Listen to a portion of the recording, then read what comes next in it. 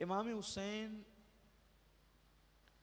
سیدہ کائنات، مخدومہ کائنات، ملکہ فردوس بری، سیدہ فاطمۃ الزہرا سلام اللہ علیہا آپ کے دوسرے بیٹے ہیں۔ پہلے بیٹے حضرت امام حسن ہیں اور یہ دوسرے صاحبزادے حضرت امام حسین ہیں، جنہوں نے واقع کربلا کو، بلکہ مارکہ کربلا کو رونق بخشی۔ جب تک آپ کی زندگی کے کچھ گوشے ہمارے ذہن میں نہیں آتے، اس وقت تک بھی کربلا کو سمجھنا کچھ دشوار سا لگتا ہے۔ امام حسن کی ولادت کے ٹھیک 6 مہینے کے بعد حضرت امام حسین کی ولادت ہوئی۔ یہ ایک خاص بات ہے، حالانکہ عام طور پر ایسا نہیں ہوتا کہ ماں کے شکم میں بچہ صرف 6 مہینے رہے، ایسا نہیں ہوتا۔ امام علی مقام شکم مادر میں صرف 6 مہینہ رہے، حالانکہ کم سے کم بچہ 7 مہینے ماں کے شکم میں رہے تو وہ جیتا ہے، اور اگر 6 مہینے میں وہ پیدا ہو جائے تو وہ جیتا نہیں ہے بلکہ وہ مر جاتا ہے۔ 2 بچے کائنات کے ایسے ہوئے ہیں جو ماں کے شکم میں صرف 6 مہینہ رہے اور انہوں نے حیات پائی، بلکہ حیات کیا پائی، کائنات کو حیات عطا فرمائی۔ ایک حضرت یحییٰ علیہ السلام ہیں اور دوسرے حضرت سیدنا امام حسین رضی اللہ تعالی عنہ ہیں۔ امام علی مقام کی ولادت ہوئی۔ ممکن ہے کہ امام حسین اور امام حسن کی ولادت میں لوگ تاریخی اعتبار سے کچھ وقفہ ضرور بیان کر سکتے ہیں، تاریخ میں اختلاف ہے، لیکن اس بات پر اکثر مورخین اور سیرت نگار متفق ہیں کہ امام علی مقام اپنی ماں کے شکم میں 6 مہینے رہے، گویا کہ یہ بھی امام حسین کی کرامت ہے کہ آپ شکم مادر میں 6 ماہ رہے۔ پھر دوسری بات، جب امام پاک کی ولادت ہوئی تو ولادت سے پہلے ہی ولادت کی بشارت اللہ کے حبیب صلی اللہ علیہ وآلہ وسلم نے خاندان والوں کو دی، اور بہت مشہور سی یہ روایت ہے کہ حضور اکرم صلی اللہ علیہ وآلہ وسلم کی چچی حضرت ام الفضل، یہ حضرت عباس ابن عبد المطلب، حضور علیہ السلام کے چچا حضرت عباس ابن عبد المطلب، ان کی بیوی تھی ام الفضل۔ انہوں نے اللہ کے حبیب صلی اللہ علیہ وآلہ وسلم سے عرض کیا کہ یا رسول اللہ صلی اللہ علیہ وآلہ وسلم، میں نے خواب دیکھا، لیکن خواب میرا اتنا بھیانک ہے کہ اس کو بیان کرنے کی میرے اندر ہمت نہیں ہے۔ اللہ کے حبیب غیب داں نبی صلی اللہ علیہ وآلہ وسلم نے فرمایا چچی بیان کرو کہ آپ نے کون سا خواب دیکھا؟ تو حضرت ام الفضل کہتی ہے کہ میں نے یہ خواب دیکھا کہ آپ کے جسم کا حصہ کاٹ کر میری گود میں ڈال دیا گیا۔ آقا کریم صلی اللہ علیہ وآلہ وسلم نے فرمایا یہ تو بڑا مبارک خواب ہے چچی، اس خواب کی تعبیر یہ ہے کہ فاطمہ کے گھر بیٹا پیدا ہوگا جو تمہاری گود میں دیا جائے گا، اور جیسے جسم کے حصے کو جسم سے نسبت ہوتی ہے اسی طریقے سے اس کو مجھ سے نسبت ہوگی، یعنی وہ میرے جسم کا حصہ ہوگا۔ اللہ کے حبیب صلی اللہ علیہ وآلہ وسلم نے امام علی مقام کو اپنے جسم کا حصہ قرار دیا۔ اب آپ یہاں پر غور فرمائیں کہ اللہ اکبر، اللہ کے رسول صلی اللہ علیہ وآلہ وسلم کے جسم اطہر سے اگر کوئی مٹی ٹچ ہو رہی ہے، حضور اکرم صلی اللہ علیہ وسلم کے جسم پاک سے مٹی ٹچ ہو رہی ہے، تو ہمارے محدثین اور علماء یہ لکھ رہے ہیں کہ اس وقت قبر انور شریف میں جو مٹی مصطفیٰ جان رحمت کے تن اقدس کو بوسے دے رہی ہیں، اس مٹی کا مقام काबतुल्लाह शरीफ से भी अफजल है, अर्श आज़म से भी अफजल है, जन्नत से भी अफजल है। उसकी वजह यह है कि वो जो मिट्टी है जो मुस्तफ़ा जान रहमत के तने पाक को बोसे दे रही है और तने पाक से मस है, उसका मर्तबा इसलिए अफजल है कि हुजूर अकरम सल्लल्लाहु अलैहि वसल्लम के जिस्म अतहर से मस हो गई।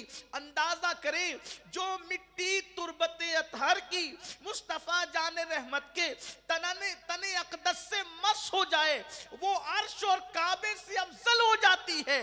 तो जिस हुसैन को हुजूर अलैहिस्सलाम फरमाए कि वो मेरे जिस्म का हिस्सा है, उस इमाम अली मकाम के मकाम और मर्तबे का आलम क्या होगा, कि शान की बुलंदी है इमाम की। इमाम अली मकाम का मकाम कितना बुलंद है, कैसी आला जात है। और फिर शान ये है कि जिस वक्त 3, 4 या 5 शाबानुल मुअज्जम को 4वीं हिजरी में इमाम पाक की विलादत हुई। 3 अक़वाल है, 3 के भी हैं, 4 के भी हैं, 5 के भी हैं। अक्सर उलमाए अहले सुन्नत या तो 4 बयान करते हैं या तो 5, जो भी हो। तारीख़ विलादत में इख्तिलाफ है, इख्तिलाफ की कई वजूहात होती है। मुमकिन हो चाँद की रुयत का भी इख्तिलाफ हो सकता है और भी मौरख़ीन की तहक़ीक़ का इख्तिलाफ हो सकता है, लेकिन महीना शाबानुल मुअज्जम का है।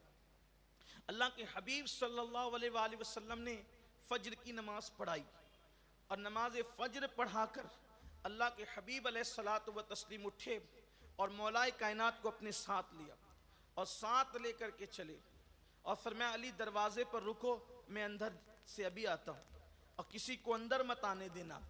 मौलाए कायनात जब वो दरवाजे पर ठहरे रहे, फिर उसके बाद मौला मुश्किल कुशा दरवाजे पर थे।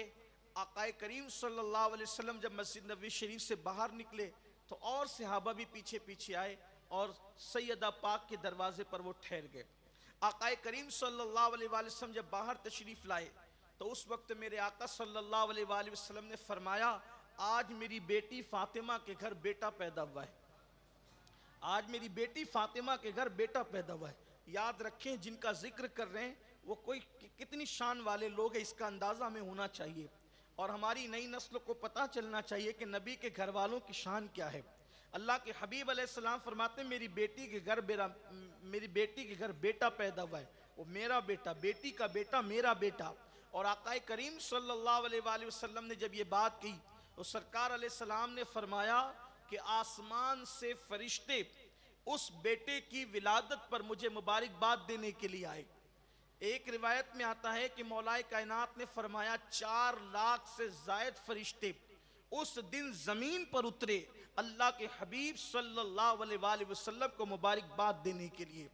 और बहुत सारी कुतुब के अंदर ये वाक़या मौजूद है कि जब हज़रत जिब्रील अलैहिस्सलाम ने मेरे आका सल्लल्लाहु अलैहि वसल्लम को हज़रत इमाम हुसैन की विलादत की मुबारकबाद पेश की, ज़रा सोचे तो सही, हुसैन की हस्ती का नाम है, किसी के घर बेटा पैदा होता है तो वो कहता है कि एमएलए साहब का फ़ोन आया था उसने मुबारकबाद दी, कोई कहता है कि फ़लाँ का फ़ोन आया था उसने मुबारकबाद दी, मौलाना साहब का फ़ोन आया था उसने मुबारकबाद दी। हुसैन तुम कैसी शान वाले हो, तुम पैदा होते हो तो सैयदुल मलाइका सैयदुल आलमीन को मुबारकबाद देने के लिए ज़मीन पे तशरीफ़ लाते हैं। सोचे क्या शान वाली ज़ात है। हमारे मुक़द्दर पर हम जितना नाज करें, बल्कि नाज करें क्या, अल्लाह अकबर, अपने मुक़द्दर पर हम खुद कुर्बान जाएं तो भी कम है कि अल्लाह तबारक व ताला ने कैसी हस्तियों का दामन हमारे हाथों में अता फरमाया। ये मुक़द्दर की बात है कि कुदरत ने कैसी हस्तियां हमें अता फरमाई, कैसी शान वाली शख्सियतें हमें अता फरमाई। अल्लाह अकबर।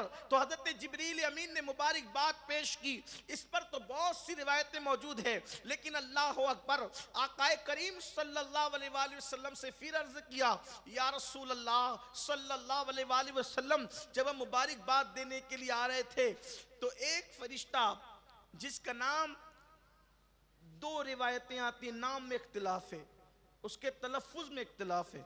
कुछ लोग ये कहते हैं उसका नाम फितरस है और कुछ लोगों ने लिखा उसका नाम पितरस है। फितरस या पितरस। वो फरिश्ते ने कहा, जिब्रील जाते कहाँ हो? میں نے کہا کہ آج حضور علیہ السلام کے گھر ان کی بیٹی کو بیٹا آیا ہے، ہم مبارکباد دینے جا رہے ہیں۔ تو فطرس نے کہا مجھے بھی ساتھ لے چلو، ہزاروں سال سے اپنا منصب کھو چکا ہوں، ہزاروں سال سے اپنی ڈیوٹی کھو چکا ہوں، ہزاروں سال سے بالوں پر جلا کر مجھے جو ہے اپنی ڈیوٹی سے گویا کہ معزول کر دیا گیا ہے، ساتھ لے چلو، ہو سکتا ہے میری بھی بگڑی بن جائے۔ یا رسول اللہ صلی اللہ علیہ وآلہ وسلم، فطرس حاضر ہے اور وہ بھی مبارکباد پیش کرنا چاہتا ہے۔ پھر میرے آقا علیہ السلام نے فطرت کی طرف توجہ فرمائی۔ فطرس نے عرض کیا یا رسول اللہ میری طرف سے بھی مبارکباد، آپ کے یہاں شہزادہ آیا ہے۔ آقا اس خوشی کے موقع پر مجھ پر بھی کرم کی نظر فرما دیں، مجھ پر بھی کرم کی نظر فرما دے، مجھ پہ بھی چشم کرم اے شہ والا کرنا، مجھ پہ بھی چشم کرم اے شہ والا کرنا۔ یا رسول اللہ کرم کی چشم مجھ پر بھی ہو جائے۔ اور کون سی چشم کرم؟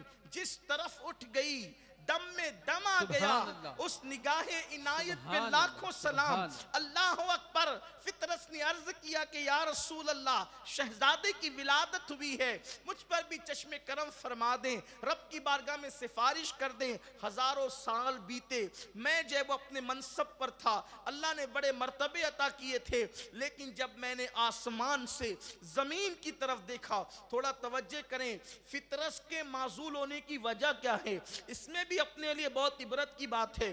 فطرس نے کہا آقا جب میں نے آسمان سے زمین پر دیکھا تو مجھے ایک اپائج انسان، ایک معذور انسان، اپائج یوں سمجھ لے کہ اس کا ہاتھ نہ رہا ہوگا، یا اس کا پیر نہ رہا ہوگا، یا اس کی آنکھیں نہ رہی ہوگی، یا اس کی زبان نہ رہی ہوگی، معذور اسی کو تو کہتے ہیں۔ میں نے ایک معذور انسان کو آسمان سے زمین پر دیکھا اور مجھے خیال گزرا کہ یہ تو اپائج ہے، معذور ہے، اس کو جینے کا حق کیا ہے؟ تو وہ میرا اللہ مجھ سے ناراض ہو گیا اور میرا منصب چھین کر مجھے معزول کر دیا گیا اور میرے بالوں پر مجھ سے واپس لے لیے گئے۔ اندازہ کریں اگر فرشتہ جو معصوم ہے ایک اپائج کو دیکھ کر یہ سوچے کہ اس کو جینے کا حق کیا ہے تو اس کو منصب سے معزول کر دیا جاتا ہے۔ آج جو اللہ اکبر معذور لوگوں کو گالیاں دیتے ہیں، تانا دیتے ہیں، حقیر سمجھتے ہیں، اللہ اکبر ان کا انجام کیا ہوگا، ان کی حالت کیا ہوگی؟ معذوروں پہ ظلم کیا جاتا ہے، انہیں حقیر سمجھا جاتا ہے، اللہ اکبر۔ تو فطرس کہتا ہے آقا پھر میرے بالوں پر مجھ سے چھین لیے گئے۔ میرے آقا کریم صلی اللہ علیہ وآلہ وسلم نے رب کی بارگاہ میں عرضی پیش کی، مولا فطرس کی خطا کو معاف کر دے، اس کی لغزش کو معاف کر دے۔ جواب آیا، جبریل کہتے ہیں آقا رب کی طرف سے جواب یہ ہے کہ حسین کو جس کپڑے میں لپٹا گیا ہے وہ کپڑا فطرت سے مس کر دیا جائے، اللہ اس کو اس کا منصب دوبارہ عطا فرما دے۔ اور پھر وہ لباس حسین، توجہ کریں، ابھی ایک وقت کی نماز بھی نہیں پڑھی ہے، ابھی ایک دن کا روزہ بھی نہیں رکھا ہے، ابھی زبان پر بظاہر تلاوت قرآن بھی نہیں آئی ہے، ابھی مولا حسین پیدا ہوئے ہیں۔ پیدائش کے بعد ابھی پورا ایک دن بھی گویا کہ نہیں گزرا ہے زندگی کا، مرتبہ یہ ہے کہ فرشتے کے بدن سے لباس حسین، حالانکہ فرشتے جسم نہیں رکھتے انسانوں کی طرح، صرف یہ تشبیہ کے طور پر سمجھانے کے لیے کہ فرشتے سے مس کر دیا گیا لباس حسین، لباس حسین، تو اللہ نے اس کا منصب بھی دیا، اس کو بالوں پر بھی عطا فرمائے۔ اور پھر میرے آقا سے جبریل امین نے عرض کیا یا رسول اللہ یہ فطرس وہ فرشتہ ہے کہ اللہ نے حسین کی پیدائش سے 1000 سال پہلے اس کو اس لیے پیدا کیا تھا تاکہ یہ حسین کی شہادت کے بعد ان کے مزار پر جاروب کشی کرے گا۔ یہ ہے مولا حسین کی شان۔ اب مولا حسین پاک کی ولادت پر پھر وہ میں جو بیان کر چکا کہ جبریل علیہ السلام نے شہادت کی بھی خبر دی، حضور علیہ السلام نے اذان پڑھی اور جو ہے وہ گھٹی دی۔ جب کوئی بچہ پیدا ہوتا ہے تو اس کو گھٹی دی جاتی ہے، کائے سے کوئی کھجور چبا کر دیتا ہے، کوئی شہد چٹاتا ہے، لیکن قربان کسی کو گھٹی ملی تو کھجور چبا کر، کسی کو گھٹی ملی تو شہد چٹا کر، مولا حسین کو گھٹی، اللہ اکبر، حضور نے اپنی زبان امام حسین کے منہ میں دے دی۔ شیر مادر سے پہلے جس نے اپنے نانا کی زبان چوسی ہو، کون سی زبان؟ وہ زبان جس کو سب کن کی کنجی کہے، اس کی نافذ حکومت پہ لاکھوں سلام۔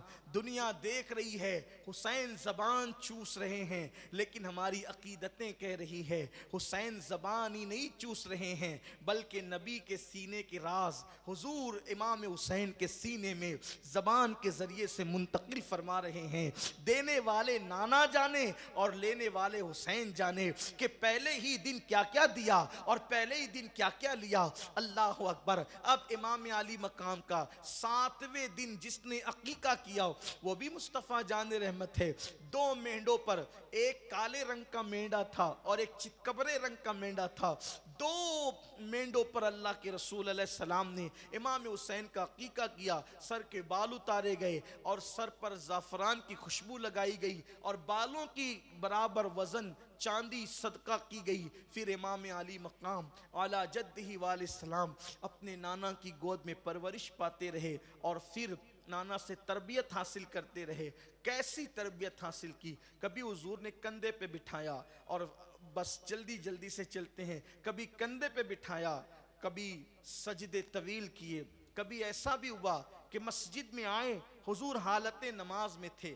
امام علی مقام اپنے نانا کو نماز میں دیکھتے ہیں تو حضور علیہ السلام کھڑے تھے نماز میں، تو دونوں پیروں کے بیچ میں، حضور علیہ السلام کے دونوں قدم ناز کے دونوں پیروں کے بیچ میں جو فاصلہ تھا کھڑے رہنے کے درمیان، تو امام حسین نانا کے دونوں پیروں کے درمیان کو ہٹا کر اپنا سر ڈالنے لگے اور اپنا سر ڈالنے لگے، تو اتنا فاصلہ نہ تھا کہ حضور علیہ السلام کے قدموں میں سر ڈالتے۔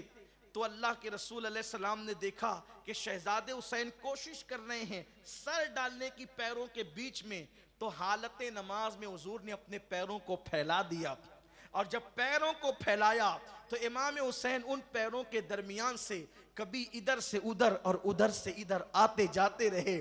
دنیا دیکھ رہی ہے رسول اللہ کے دونوں قدم کے درمیان سے حالت نماز میں میرے آقا ہیں، کبھی ادھر جاتے ہیں کبھی ادھر آتے ہیں، دنیا دیکھ رہی قدموں سے جاتے ہیں، عقیدتیں پکار رہی ہیں وہ دروازہ جناح ہے، جنت کا دروازہ ہے، کبھی جنت کے ایک طرف جاتے ہیں کبھی جنت سے دوسری طرف باہر آتے ہیں۔ اللہ اکبر۔ امام علی مقام علی جد والہ السلام کی شان یہ ہے۔ پھر اس کے بعد امام علی مقام حضور علیہ الصلوۃ والتسلیم کے ساتھ تقریباً کم و بیش آپ نے 7 سال گزارے حضور علیہ السلام کی ظاہری حیات میں۔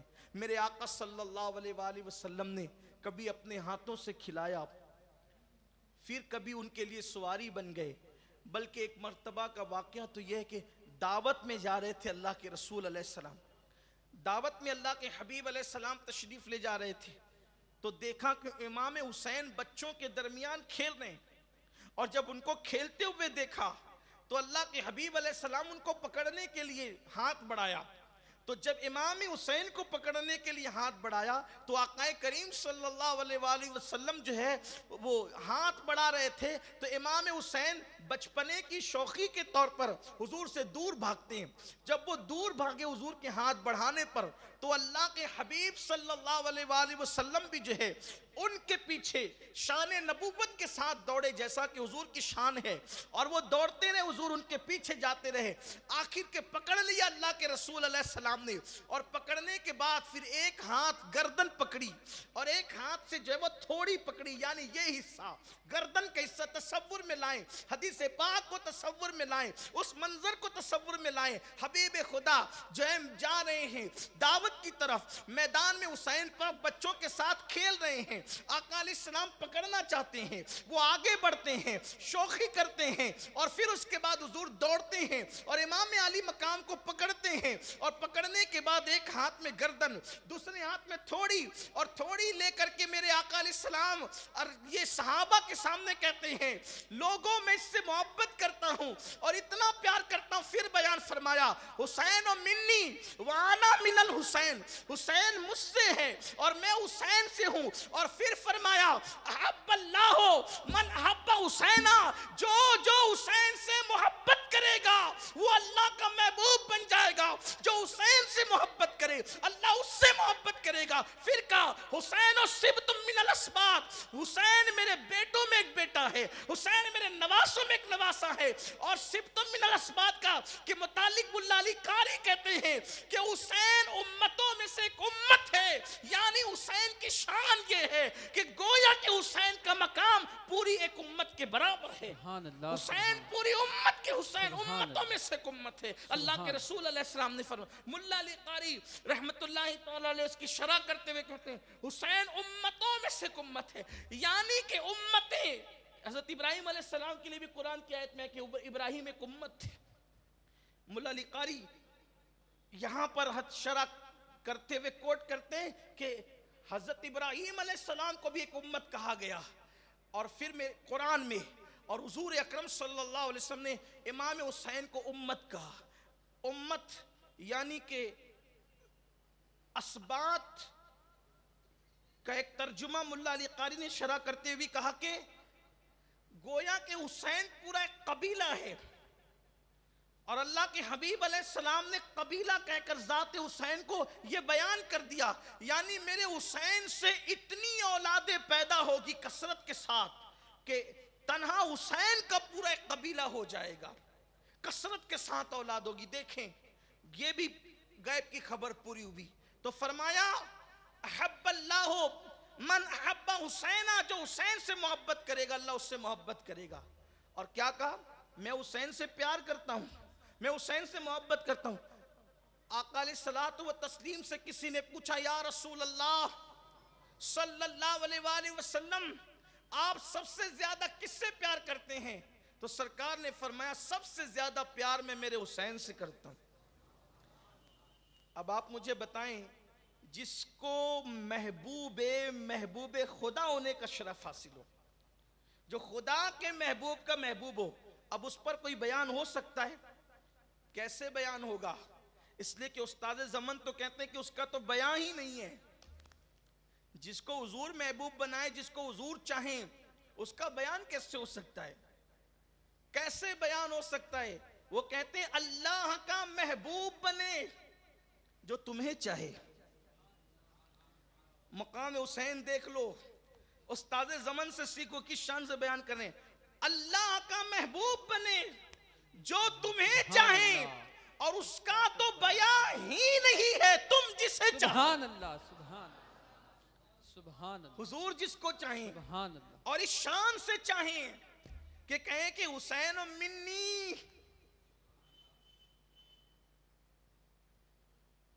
تشریحات کے سارے ابواب ختم ہو جائیں گے. حسین منی, حسین مجھ سے ہے, وانا من الحسین, اور میں حسین سے ہوں. ملا علی قاری اس کی شرح کرتے ہوئے کہتے ہیں گویا بتایا جا رہا ہے اللہ کے حبیب علیہ السلام کے علم میں یہ بات ہے کہ حسین کے ساتھ ہونا کیا ہے, حسین پاک کو ستایا کتنا جانا ہے, حسین پاک پر مشکلیں کتنی آنی ہیں. وہ لٹیرے, اوباش, بدماش, کائنات کی بدترین مخلوق حسین پاک کے ساتھ سلوک کیا کرنے والی ہے.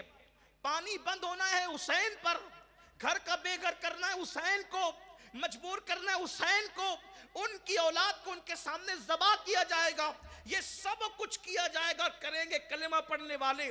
تو ملا علی قاری فرما رہے, لکھ رہے ہیں کہ آقا علیہ السلام نے پہلے کہہ دیا کہ گویا کے محبت کے معاملے میں جس طرح محبت میرے ساتھ واجب ہے, میرے حسین کے ساتھ بھی.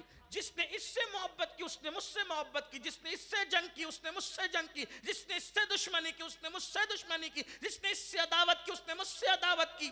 گویا کہ جس نے اس کو قتل کیا تو گویا کہ حضور اکرم صلی اللہ علیہ وآلہ وسلم کی جان اقدس پر اس نے حملہ کیا. وانا من الحسین, اور حسین مجھ سے، میں حسین سے ہوں، تو جنگ کرنے والوں کی وکالت کرنے والوں کو تھوڑی دیر اس حدیث پر توجہ کرنا چاہیے. اور اتفاق سے یہ حدیث اتنی کثرت سے راویوں نے بیان کیا ہے کہ اس حدیث پر کسی نے کلام نہیں کیا. امام حضرت ملا علی قاری کہتے ہیں کہ یہ حدیث کی اس حدیث کی جو سندیں ہیں، اس کی جو اسناد ہے وہ صحیح ہے، اور یہ حدیث کثرت کے ساتھ، کثرت ترک کے ساتھ محدثین نے ہر دور میں بیان فرمائی. حسین منی وانا من الحسین، حسین مجھ سے ہے، میں حسین سے ہوں. کتنی بڑی بات ہے. اللہ اکبر. حضور علیہ السلام جو چمڑے کی نالین کو زیب پیر فرمانے، شرف بخش دے ایک مرتبہ، وہ سروں پر آتی ہے، اور جس کو فرمایا حسین منی، یہ مجھ سے ہے. اب منی کا مطلب بھی ملا علی قاری یہ بیان فرماتے ہیں، گویا کہ رگ حسین میں مصطفیٰ جان رحمت کا خون موجود ہے. کوئی شک ہے؟ حضور کا خون موجود ہے. اور حضور پاک صلی اللہ علیہ وآلہ وسلم نے ایک مرتبہ مولا حسین پاک اور حسن پاک دونوں شہزادے گم ہو گئے. سیدہ پاک نے بابا سے کہا، بابا جان وہ گم ہو گئے، پتہ نہیں کہاں ملتے نہیں ہیں. سرکار علیہ السلام بنو نجار کے باغ میں گئے تو دیکھا کہ دونوں شہزادے ریت پر سو رہے ہیں. سیدہ تڑپ گئی. سرکار مسکرانے لگے. فرمایا، بیٹی میرے حسنین کو فرشتے گود میں لے کر سلا رہے. فرشتے نے، کسی نے نیچے پر کیا ہے، کسی نے سایہ کیا، ورنہ دھوپ میں نیند تھوڑی آتی ہے، اور اتنی چین کی نہیں آتی. اگر آتی تو اتنی چین کی. سوچے ذرا، فرشتوں نے سایہ کیا تھا، لیکن بظاہر جن کی نظر نہ پڑی وہ تڑپ گئے. جب بچپنے میں مدینہ منورہ کے نخلستان اور باغ میں ریت پر دیکھ کر سیدہ اتنی تڑپی، تو کربلا کے ریگزاروں پر دیکھ کر کتنی تڑپی ہوگی. سیدہ پاک کی تڑپ کا حال کیا ہوگا؟